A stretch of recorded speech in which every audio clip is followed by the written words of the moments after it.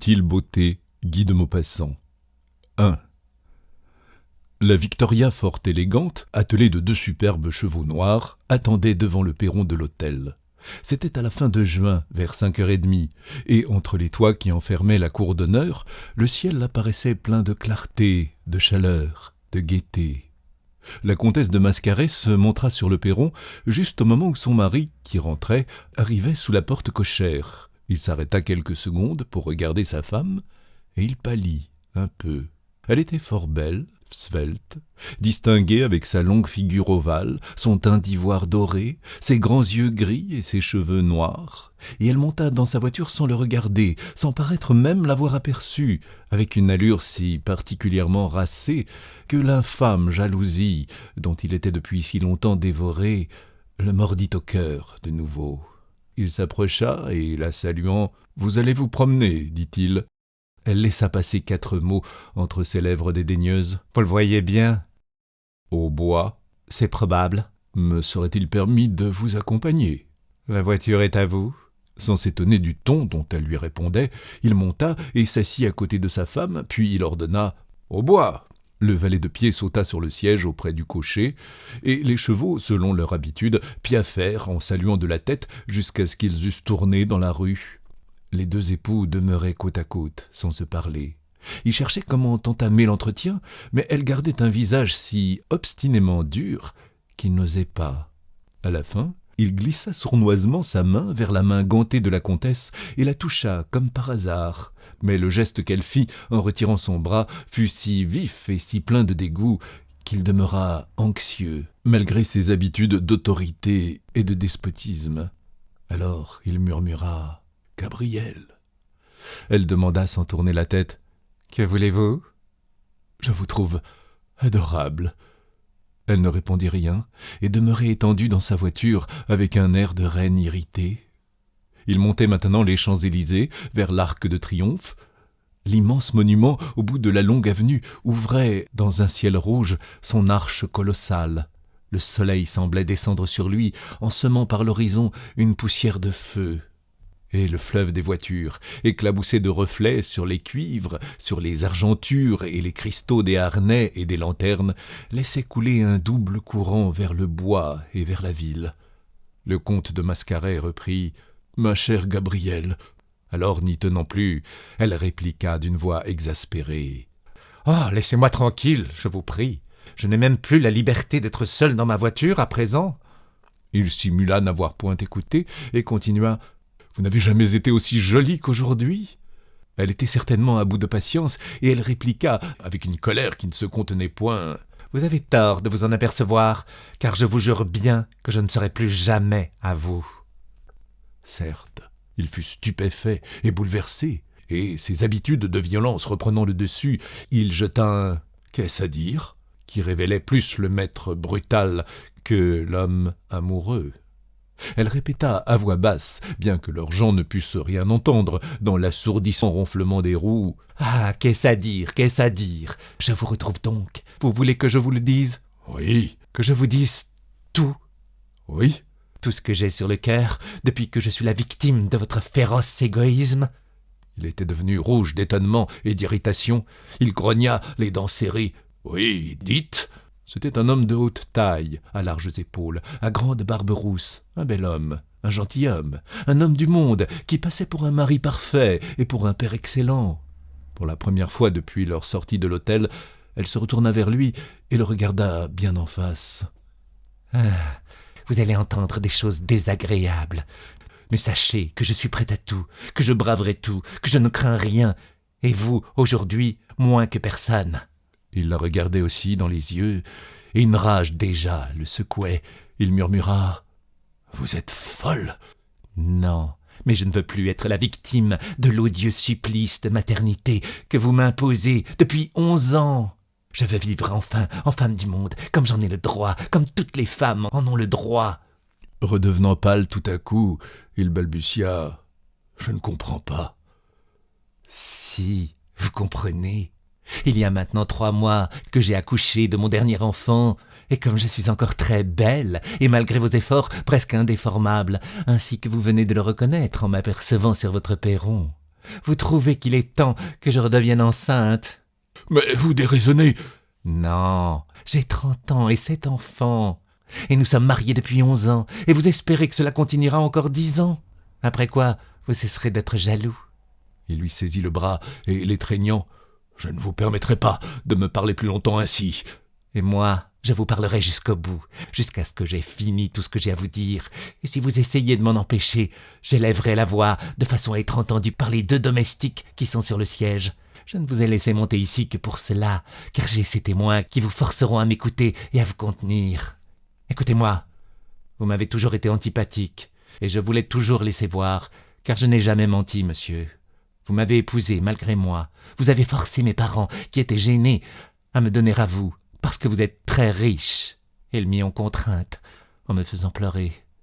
Vous m'avez donc acheté, et dès que j'ai été en votre pouvoir, dès que j'ai commencé à devenir pour vous une compagne prête à s'attacher, à oublier vos procédés d'intimidation et de coercition, pour me souvenir seulement que je devais être une femme dévouée, et vous aimer autant qu'il m'était possible de le faire, vous êtes devenu jaloux, vous, comme aucun homme ne l'a jamais été, d'une jalousie d'espion, basse, ignoble, dégradante pour vous, insultante pour moi.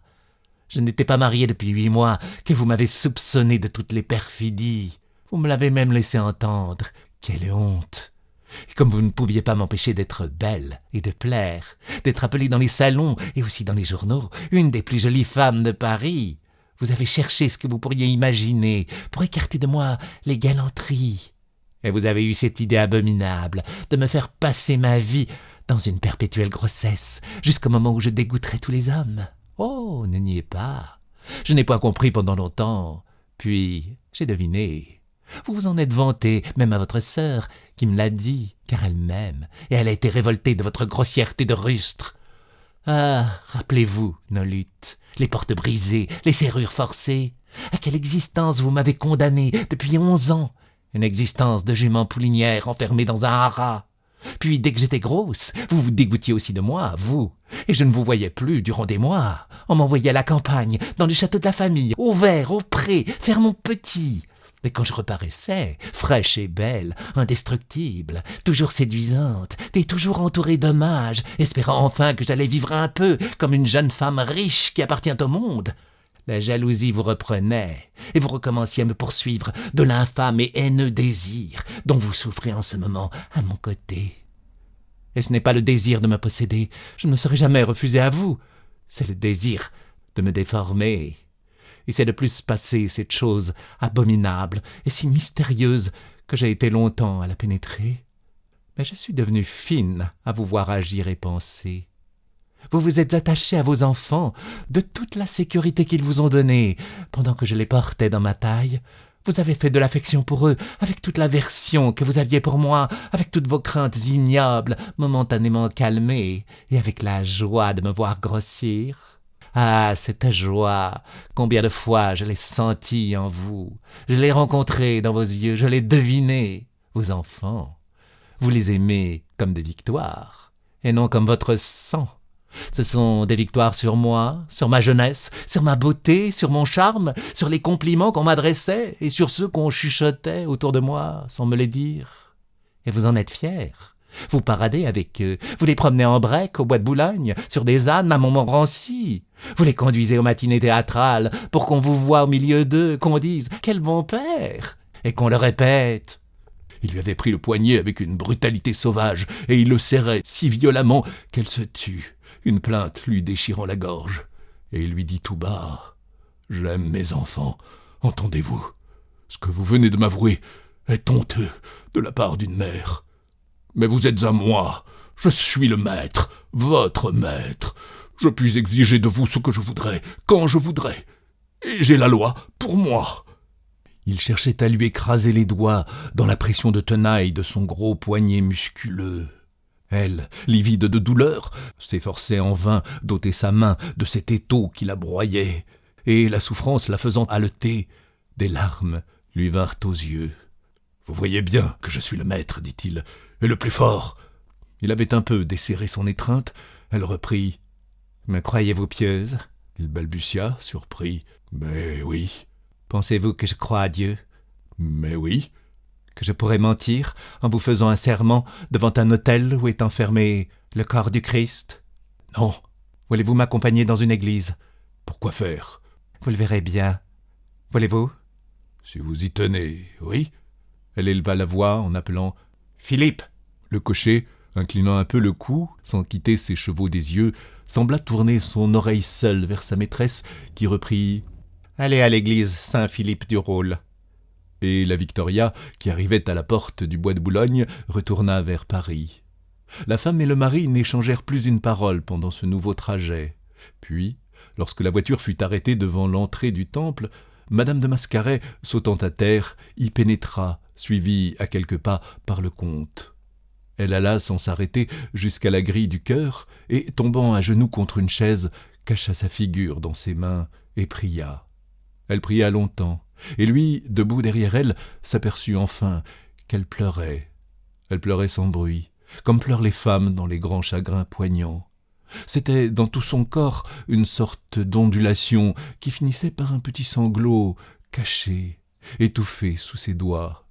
Mais le comte de Mascaret jugea que la situation se prolongeait trop et il la toucha sur l'épaule. Ce contact la réveilla comme une brûlure. Se dressant, elle le regarda les yeux dans les yeux. « Ce que j'ai à vous dire, le voici.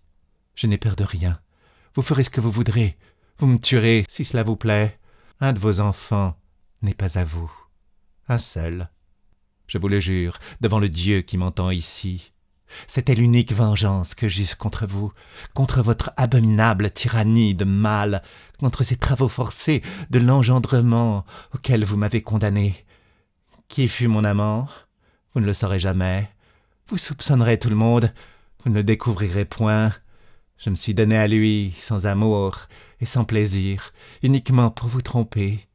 Et il m'a rendu mère aussi, lui. Qui est son enfant? Vous ne le saurez jamais. J'en ai 7. Cherchez. Cela je comptais vous le dire plus tard, bien plus tard, car on ne s'est vengé d'un homme en le trompant que lorsqu'il le sait. Vous m'avez forcé à vous le confesser aujourd'hui. J'ai fini. Et elle s'enfuit à travers l'église, vers la porte ouverte sur la rue, s'attendant à entendre derrière elle le pas rapide de l'époux bravé et à s'affaisser sur le pavé, sous le coup d'assommoir de son poing. Mais elle n'entendit rien et gagna sa voiture. Elle y monta d'un saut, crispée d'angoisse, haletante de peur, et cria au cocher « À l'hôtel !» Les chevaux partirent au grand trot. 2. La comtesse de Mascaret, enfermée en sa chambre, attendait l'heure du dîner, comme un condamné à mort attend l'heure du supplice. Qu'allait-il faire? Était-il rentré? Despote, emporté, prêt à toutes les violences, qu'avait-il médité? Qu'avait-il préparé? Qu'avait-il résolu? Aucun bruit dans l'hôtel, et elle regardait à tout instant les aiguilles de sa pendule. La femme de chambre était venue pour la toilette crépusculaire, puis elle était partie. 8 heures sonnèrent, et presque tout de suite, 2 coups furent frappés à la porte. « Entrez !» Le maître d'hôtel parut et dit « Madame la comtesse est servie. » Le comte est rentré. « Oui, madame la comtesse. Monsieur le comte est dans la salle à manger. » Elle eut, pendant quelques secondes, la pensée de s'armer d'un petit revolver qu'elle avait acheté quelque temps auparavant, en prévision du drame qui se préparait dans son cœur. Mais elle songea que tous les enfants seraient là, et elle ne prit rien qu'un flacon de sel. Lorsqu'elle entra dans la salle, son mari, debout près de son siège, attendait. Ils échangèrent un léger salut et s'assirent. Alors les enfants à leur tour prirent place. Les 3 fils, avec leur précepteur, l'abbé Marin, étaient à la droite de la mère. Les 3 filles, avec la gouvernante anglaise, mademoiselle Smith, étaient à gauche. Le dernier enfant, âgé de 3 mois, restait seul à la chambre avec sa nourrice. Les 3 filles, toutes blondes, dont l'aînée avait 10 ans, vêtues de toilettes bleues, ornées de petites dentelles blanches, ressemblaient à d'exquises poupées. La plus jeune n'avait pas 3 ans. Toutes, jolies déjà, promettaient de devenir belles comme leur mère. Les 3 fils, 2 châtains et l'aîné, âgé de 9 ans, déjà brun, semblaient annoncer des hommes vigoureux, de grande taille, aux larges épaules. La famille entière semblait bien du même sang, fort et vivace. L'abbé prononça le bénédicité selon l'usage, lorsque personne n'était invité, car en présence des invités, les enfants ne venaient point à table. Puis on se mit à dîner. La comtesse, étreinte d'une émotion qu'elle n'avait point prévue, demeurait les yeux baissés, tandis que le comte examinait tantôt les 3 garçons et tantôt les 3 filles, avec des yeux incertains, qui allaient d'une tête à l'autre, troublés d'angoisse. Tout à coup, en reposant devant lui son verre à pied, il le cassa, et l'eau rougie se répandit sur la nappe. Au léger bruit que fit ce léger accident, la comtesse eut un soubresaut qui la souleva sur sa chaise. Pour la première fois, ils se regardèrent. Alors, de moment en moment, malgré eux, malgré la crispation de leur chair et de leur cœur, dont les bouleversait chaque rencontre de leurs prunelles, il ne cessait plus de les croiser comme des canons de pistolet. L'abbé, sentant qu'une gêne existait dont il ne devinait pas la cause, essaya de semer une conversation. Il égrenait des sujets sans que ces inutiles tentatives fissent éclore une idée, fissent naître une parole. La comtesse, par tact féminin, obéissant à ses instincts de femme du monde, essaya 2 ou 3 fois de lui répondre, mais en vain. Elle ne trouvait point ses mots dans la déroute de son esprit, et sa voix lui faisait presque peur dans le silence de la grande pièce où sonnaient seulement les petits heurts de l'argenterie et des assiettes. Soudain, son mari, se penchant en avant, lui dit « En ce lieu, au milieu de vos enfants, me jurez-vous la sincérité de ce que vous m'avez affirmé tantôt ?» La haine fermentée dans ses veines la souleva soudain, et répondant à cette demande avec la même énergie qu'elle répondait à son regard, elle leva ses 2 mains, la droite vers les fronts de ses fils, la gauche vers les fronts de ses filles, et d'un accent ferme, résolu, sans défaillance. « Sur la tête de mes enfants, je jure que je vous ai dit la vérité. » Il se leva, et, avec un geste exaspéré, ayant lancé sa serviette sur la table, il se retourna en jetant sa chaise contre le mur, puis sortit sans ajouter un mot. Mais elle, alors, poussant un grand soupir, comme après une première victoire, reprit d'une voix calmée. « Ne faites pas attention, mes chéris. Votre papa a éprouvé un gros chagrin tantôt, et il a encore beaucoup de peine. Dans quelques jours, il n'y paraîtra plus. » Alors elle causa avec l'abbé, elle causa avec mademoiselle Smith, elle eut pour tous ses enfants des paroles tendres, des gentillesses, de ces douces gâteries de mère qui dilatent les petits cœurs. Quand le dîner fut fini, elle passa au salon avec toute sa maisonnée, elle fit bavarder les aînés, conta des histoires aux derniers, et lorsque fut venue l'heure du coucher général, elle les baisa très longuement, puis, les ayant envoyés dormir, elle rentra seule dans sa chambre. Elle attendit, car elle ne doutait pas qu'il viendrait. Alors, ses enfants étant loin d'elle, elle se décida à défendre sa peau d'être humain comme elle avait défendu sa vie de femme du monde, et elle cacha dans la poche de sa robe le petit revolver chargé qu'elle avait acheté quelques jours plus tôt. Les heures passaient, les heures sonnaient, tous les bruits de l'hôtel s'éteignirent. Seuls les fiacres continuèrent dans les rues leur roulement vague, doux et lointain, à travers les tentures des murs.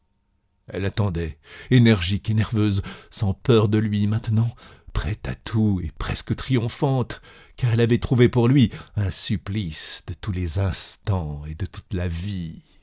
Mais les premières lueurs du jour glissèrent entre les franges du bas de ses rideaux sans qu'il fût entré chez elle. Alors elle comprit, stupéfaite, qu'il ne viendrait pas. Ayant fermé sa porte à clé et poussé le verrou de sûreté qu'elle y avait fait appliquer, elle se mit au lit enfin et y demeura, les yeux ouverts, méditant, ne comprenant plus, ne devinant pas ce qu'il allait faire.